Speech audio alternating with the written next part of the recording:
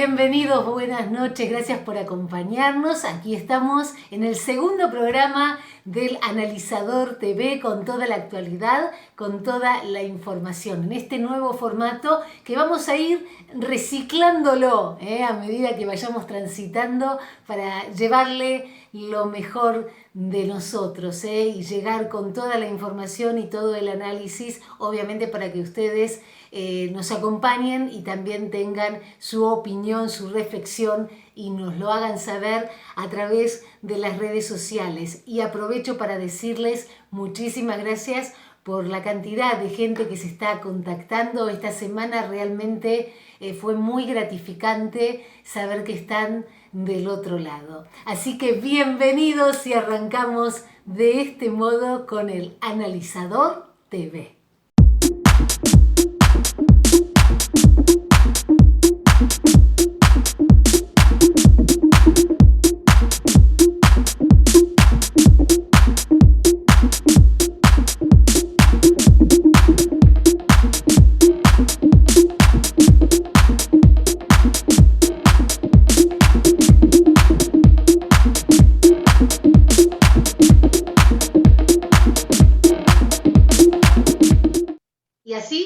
Transitando nuestro segundo programa, así que contenta de estar en este primer bloque junto a Julio para ir analizando los distintos temas que acontecieron en nuestro país. Así, si te parece, Julio, arrancamos de lleno y empezamos con este ping-pong de noticias, de información.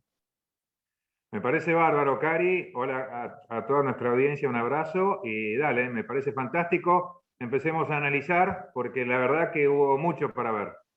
Sí, básicamente lo que a mí me está llamando la atención, y te diría que ya me duele, porque en otras oportunidades, digo, en estos años que estoy transitando el periodismo, nunca había sentido la sensación que siento ahora. Y es que me duele la Argentina, digo, básicamente porque tenemos unos dirigentes políticos que parece que tienen una agenda, mientras que la ciudadanía tiene otra agenda. ¿Y por qué digo esto? Teniendo en cuenta el nivel de pobreza, el nivel de inflación y demás, digo, nos estamos abocados al tema del lenguaje inclusivo.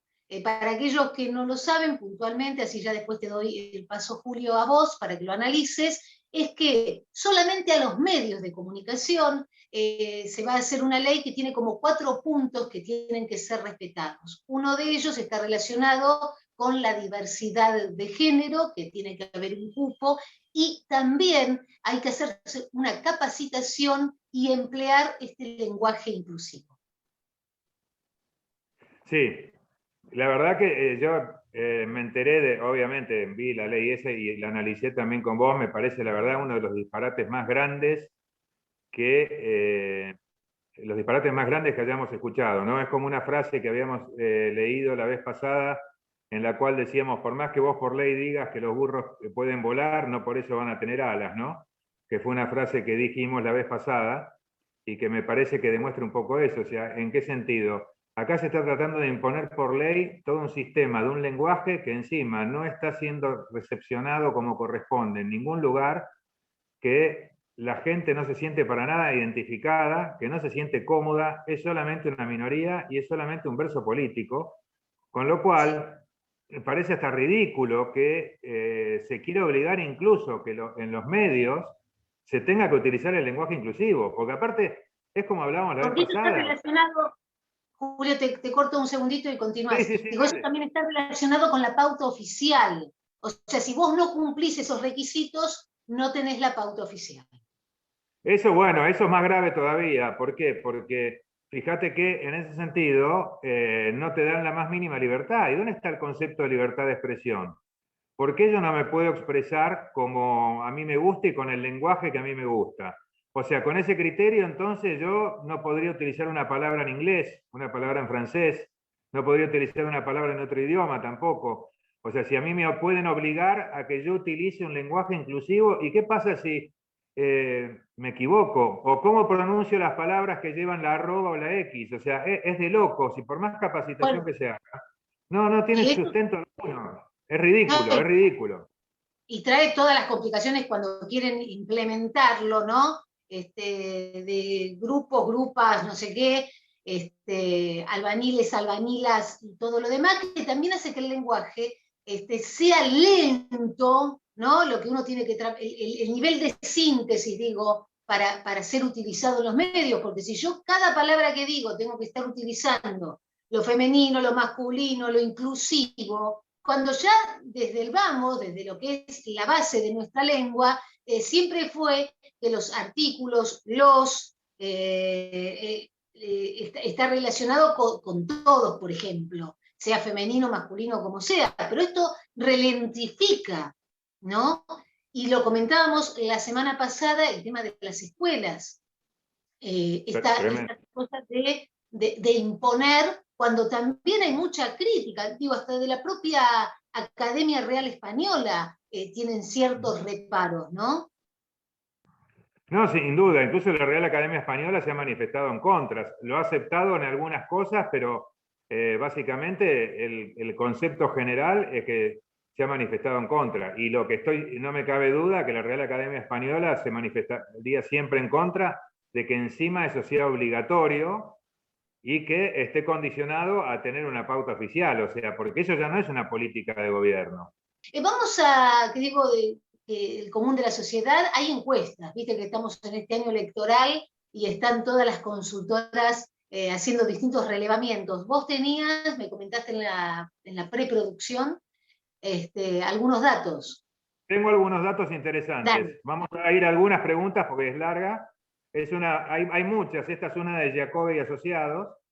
Por ejemplo, habla de imágenes, voy a decir la imagen positiva, básicamente. Los tres primeros son Patricia Bullrich, Horacio Rodríguez Larreta y María Eugenia Vidal, con 41, 39,5 y 37. Después viene Alberto Fernández y Cristina Kirchner con 27, los dos, y Macri con 26. Y Kicillof 25. Eso en cuanto a imagen positiva. Obviamente, la imagen negativa, este comentario es importante. En el caso de Patricia Bullrich es pareja. En el caso de Rodríguez Larreta es menor. En todos los demás casos, la imagen negativa es muchísimo más grande que la imagen positiva, sacando esos dos. Después hay otras preguntas, por ejemplo, que son interesantes. Una es, ¿cuánto ha respetado usted la última cuarentena de 9 días dispuesta por el gobierno? Y unos dicen, la respeté totalmente, 61%, parcialmente 28,6%, y no la respeté para nada, 9,2%. O sea ¿Pero esto que fue a nivel nacional o el área del AMBA, esta encuesta? No, ¿Tenés idea? El informe dicen que lo han hecho en un área específica, ¿no? Sí, apuntan básicamente a lo que sería la parte, no a nivel nacional, sino que tomaron una muestra básicamente en lo que es el AMBA y ese tipo de cosas, porque viste que las provincias hay otras que no tenían esa restricción. Claro. Entonces tuvieron que hacerlo en esos sectores. Después, acá, ¿en qué medida cree que los números que informa el gobierno respecto de la pandemia, ¿no? ¿En qué medida cree en los números? Por ejemplo, de la cantidad de camas en terapia intensiva ocupadas, el 44% le cree, el 37% no. La cantidad de muertos, el 39% cree, el 47% no. La cantidad de infectados, 37 sí, 50 no. Cantidad de vacunas aplicadas, 36 sí, 47 no. Cantidad de testeos realizados, 32 sí, 51,8 no. Fíjate que hay mucha desconfianza, ¿no? Después otra, esta creo que es bastante buena, porque dice, si por motivos de la cuarentena tuvo que recurrir a atención psicológica o psiquiátrica. Un 77% dijo que no, y un 21% que sí. 77% que no, y 21% que sí. Igual 21% ya me parece muchísimo, y además hay otra realidad, que hay que ser realistas, hay que ser lógicos, ¿no? Y realistas, valga la redundancia, porque hablé de otra realidad, que es que muchísimos dentro del 77 son gente que seguramente hubiera querido o hubiera necesitado, simplemente que no tomó conciencia de esa necesidad. Con lo cual yo creo que ese número no está reflejando realmente la realidad, ¿no? Después hay un índice, no sé si te interesa, de las preferencias de vacunas. Dale, así ya cerramos el bloque. Dale. Así cerramos esta parte, sí. El 70% prefiere la Pfizer, el 68,5% la Sputnik, 61,5 la AstraZeneca, 53,2 la Janssen, 44,7 la Sinopharm y 29,1 la Soberana, que es la de Cuba. Así bien, que todavía no estamos, digamos, en una situación para poder elegir qué vacuna aplicarnos, ¿no? Digo, lo que tiene que ver con la Argentina. No tenemos Todavía opción. no tenemos Pfizer probablemente no llegue y se está negociando con Moderna y con Johnson. Pero bueno, Pfizer ya es muy, con todo lo que ha pasado va a ser poco probable que llegue. Bueno, muy bien, cerramos este primer bloque, pero síganos acompañando, por supuesto, a través de este segundo programa que, a ver, diga cómo se llama, porque yo siempre... El analizador, yo siempre me olvido. Me olvido cómo se llama el programa, es una vergüenza. El analizador, ahí está, el analizador. El analizador. Y yo lo único que dejo para que la gente lo analice, como para cerrar el bloque, es simplemente para que la gente lo sepa, porque quizá muchos no se enteraron, porque no se dio mucho a conocer, que un juez federal de Mar del Plata ordenó y sacó una cautelar ordenando la suspensión de la ley de interrupción voluntaria del embarazo. O sea que hoy por hoy... Entonces vamos a extender un poquito este bloque, pequeños minutos más. ¿Cómo es el tema entonces? Sí, esto fue el juez Alfredo López, sí. Hizo lugar una medida cautelar para que se suspendan los efectos de la ley 27610, que es la ley de interrupción voluntaria del embarazo. Se basó en varias cosas. Dijo, primero, en las garantías constitucionales de protección de la vida. Después hubo una persona que fue la que la pidió, un señor Héctor Adolfo Seri, ¿no? Y uno de los argumentos, fíjate que es interesante para hablar de la legitimación, porque lo que ordena es que no se la aplique, o sea, no se puedan practicar abortos y se la suspenda por completo la ley. Y es a nivel nacional, porque estamos hablando de un juez federal. O sea que hay que ver, obviamente ya se sabe que la van a apelar, ¿no? Que se está apelando. Pero fíjate esto, es interesante. ¿Cómo? Me gustaría la semana que viene si podemos retomar este tema. Digo, vos como hombre... Vamos a profundizar, aparte vamos a tener una experta que nos gustaría que nos acompañe. Pero te quiero decir esto y con esto ya lo cerramos. Fíjate, siempre nosotros, ¿te acordás que decíamos cuando en el otro programa que no había ningún organismo de protección de los derechos del hombre? Siempre hablábamos de la mujer, del niño, Bueno, fíjate que para justificar la legitimación de esta persona, para pedir la cautelar, el juez ¿qué dijo? Dijo que si hay legitimación para accionar en materia ambiental, hay legitimación para actuar en protección del animal, hay legitimación para actuar en protección de cualquier cosa, ¿cómo no va a haber legitimación para actuar por la tutela de los derechos fundamentales de los niños, entre ellos el derecho a la vida? Bueno, veremos cómo continúa todo esto, pero como te comenté recién, me gustaría volver a tratarlo la semana que viene, ¿no? Porque es un tema latente. En nuestro país también, los que están a favor y los que están en contra, ¿no? Para poder entender un poquito más por qué se pronunció así el juez de Mar del Plata. Sería bueno que los que están a favor o en contra que nos manden en el Instagram sus opiniones y así nosotros después las compartimos el programa que viene. Perfecto. Hacemos el cierre. Correcto. Nos vamos. Ahí está. Pero seguimos con más analizador. Hasta un ratito.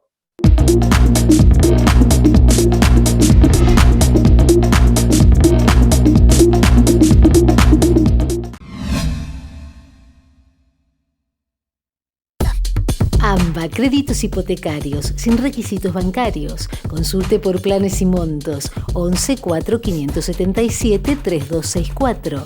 prontahipoteca@gmail.com.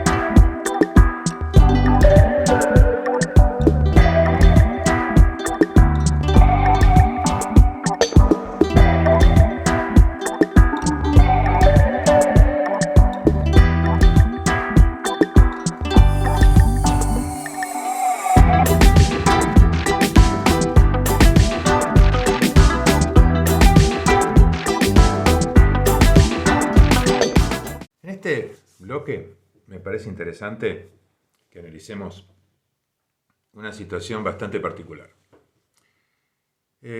Hace pocos días se dio una situación, realmente creo que fue interesante, muy importante, en la cual un juez de Mar del Plata sacó un fallo contra el famoso aporte solidario, el famoso superimpuesto que lo llamaban el impuesto a la riqueza. Básicamente este fallo lo que dijo es que era netamente confiscatorio. Y vamos a analizar por qué. ¿Por qué es confiscatorio?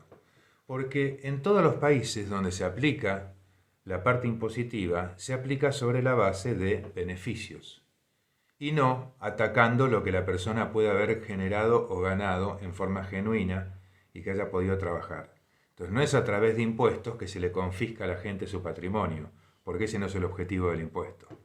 El impuesto está atado a decir, señor, usted ganó gracias a las condiciones que el país le dio y gracias a que la economía lo ayudó por las medidas que se toman, bueno, entonces usted va a tener que pagar un determinado impuesto. A esta persona, fíjense que un señor que se llamaba Osvaldo Amadeo Svaraglini hizo un planteo sobre lo que tenía que pagar de impuestos. Y para bajarlo a números, esta persona había ganado durante todo el año, la ganancia final de esta persona durante todo el año había sido de 3.531 pesos con 60 centavos. Esa fue la ganancia que tuvo esta persona en el año, en el ejercicio fiscal. Cuando le determinaron el impuesto, digamos, que tenía que pagar esta persona, le dijeron el número. El número, ¿saben cuál era? 20.486.489,41. Es decir, era 7 veces lo que la persona ganó en el año. O sea, ya de por sí que un impuesto se coma la totalidad de la ganancia es una aberración.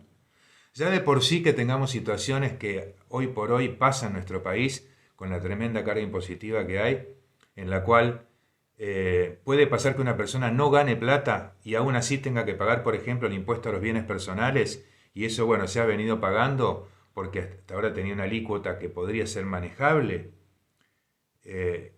pero que si lo analizamos un segundo nos vamos a dar cuenta que si la persona no ganó dinero y tiene que pagar un impuesto sobre el patrimonio que tiene, es decir, de bienes personales, ¿cómo hace para pagar ese impuesto? Tiene que vender parte de sus bienes. La estamos obligando, a que se descapitalice para sacarle parte de su patrimonio para que pague un impuesto.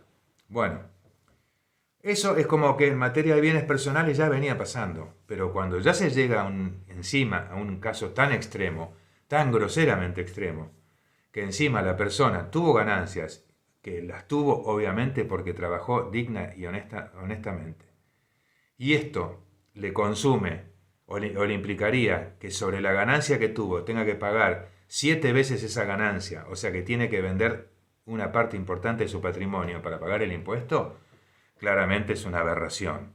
No solamente jurídica, no solamente técnica, sino moral.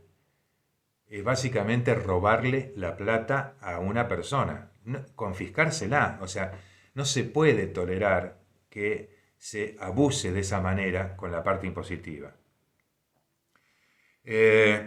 Fíjense, por ejemplo, que en este fallo de Mar del Plata habían señalado que el contribuyente ya tenía que abonar por bienes personales la suma de 12 millones, que ya de por sí era una tasa del 406% de la renta del ejercicio. O sea, fíjense que, indudablemente, tampoco resiste análisis ese planteo, que es lo que decíamos antes. Bueno, básicamente, ¿en qué terminó? El juzgado le ordenó, vamos a ver cómo sigue después, ordenó a la Administración Federal de Ingresos Públicos que se abstenga de aplicarle el aporte solidario, que se abstenga de trabar cualquier medida cautelar sobre los bienes de esta persona, que se abstenga de judicializar el reclamo y que, obviamente, frenó la locura de este pago. O sea, dicho esto, vamos a ver el otro extremo, la otra situación, que es lo que pasó los otros días también. para decir que no es un tema que se esté en contra de los impuestos. Los impuestos son necesarios en la medida que sean razonables y que sean equitativos y que tengan cierta proporcionalidad con la ganancia, porque la persona se rompe el alma trabajando y no puede ser que el socio mayoritario que tenga sea el Estado a través de los impuestos. Fíjense que el grupo de los ministros de finanzas del grupo del G7, que agrupa Canadá, Estados Unidos, Japón, Francia, Alemania, Italia y Reino Unido, hace unos días atrás alcanzaron un acuerdo bastante peculiar, insólito, realmente insólito, porque nunca habían llegado a una situación de este tipo. Plantearon el tema de la necesidad de una nueva fiscalidad internacional. Básicamente a lo que apuntan es que hablaban, por ejemplo, hay que ver cómo queda después las versiones definitivas, de un impuesto mínimo universal de un 15% para las grandes corporaciones. O sea, las grandes corporaciones, no personas físicas, deberían pagar un 15% de las ganancias. Ahora, ¿cómo lo plantean para que funcione este impuesto? El acuerdo que ellos plantean establece que aquellas grandes compañías que obtengan un margen de beneficios de un 10% o más, deberán pagar al menos un porcentaje, decían algunos un 20, otros decían un 15%, de impuestos sobre sus beneficios globales en los territorios donde operen y no solo donde tengan la sede social. ¿Esto por qué? Porque estaba el famoso tema de la doble imposición. Entonces, de no hacer la doble imposición para no tener la problemática de decir, bueno, pago donde trabajo, pago donde tengo la sede, de esta manera va a tener que pagar distribuido en los dos lugares. Vamos a ver cómo queda esto finalmente y en qué termina, pero la realidad es que este esquema que estableció el G7, independientemente de ser algo que tiene, digamos, un olorcito a decir, bueno, hay un cambio radical, porque esto, por ejemplo, va a entrar a jugar o a afectar por muchos de los países, los lugares que son, por ejemplo, libres de impuestos y ese tipo de situaciones. Hay que ver cómo empiezan a jugar. Pero el concepto importante es que hay que sacar dos conclusiones de ahí. Dos conclusiones son las más importantes como para sacar de ese acuerdo del G7. Primero, ¿el impuesto por sí es malo? No, no es malo. ¿El impuesto abusivo es malo? Sí, es malísimo, es antiético, es una aberración. Debería ser perseguido o anulado en forma absoluta. Cuando es desmedido, confiscatorio o cuando te obligan a vender o desapoderarte de bienes que son de tu patrimonio que te ganaste honestamente y honradamente y trabajando. Entonces, ¿el impuesto es válido? Sí. Si es razonable, sí. Si no, no. Ese es básicamente el primer mensaje que da esto.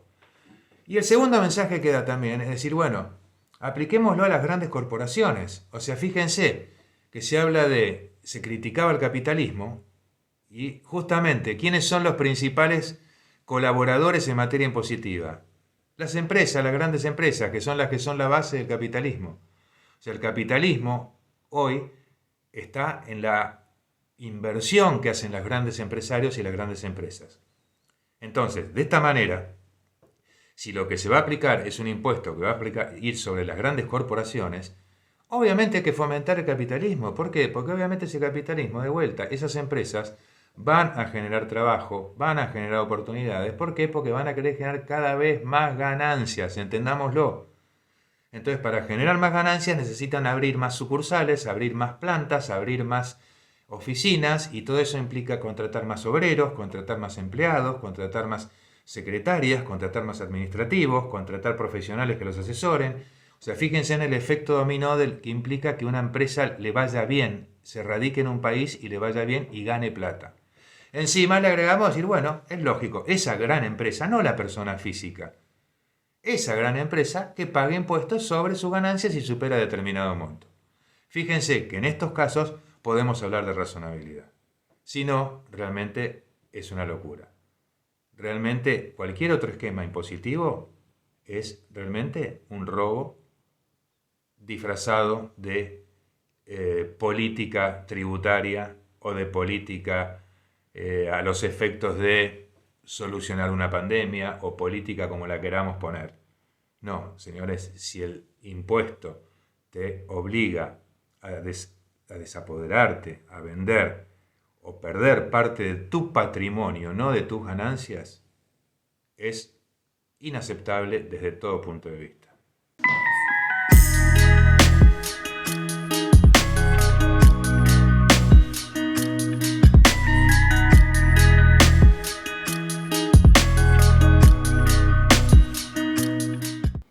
Muchísimas gracias por habernos acompañado, pero recordá que durante la semana seguimos contactados a través de Facebook y de Instagram. Nos interesa de sobremanera saber que contamos con vos para que nos des alguna sugerencia o tal vez quieras realizar alguna denuncia. El Analizador TV te abre entonces las puertas para poder llevarlo adelante.